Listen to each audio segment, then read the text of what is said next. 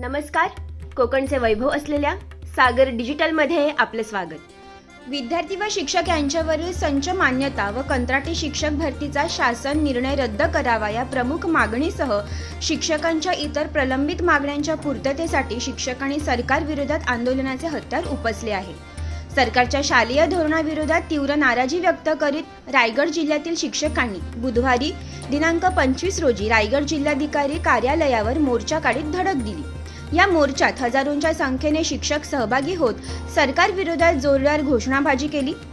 यावेळी शिक्षकांच्या मागण्यांचे निवेदन जिल्हाधिकारी किशन जावळे यांना देण्यात आले. प्राथमिक शिक्षक संघटनांच्या जिल्हा रायगडच्या वतीने अलिबाग मधील क्रीडा भुवन येथून मोर्चाला सुरुवात झाली. एकच मिशन जुनी पेन्शन शाळांमध्ये सोयी सुविधा उपलब्ध करा अशा घोषणा देत मोर्चा जिल्हाधिकारी कार्यालयावर शिक्षक धडकला. यावेळी विविध संघटनांच्या पदाधिकाऱ्यांनी शिक्षकांनी मार्गदर्शन केले. तसेच शिक्षकांनी त्यांच्या मागण्यांचे निवेदन जिल्हाधिकारी यांना दिले. सागर डिजिटलच्या बातम्या नियमित पाहण्यासाठी आमचे YouTube चॅनल सबस्क्राईब करा, लाईक करा आणि ताज्या घडामोडींची सूचना मिळण्यासाठी बेल आयकॉनला क्लिक करा.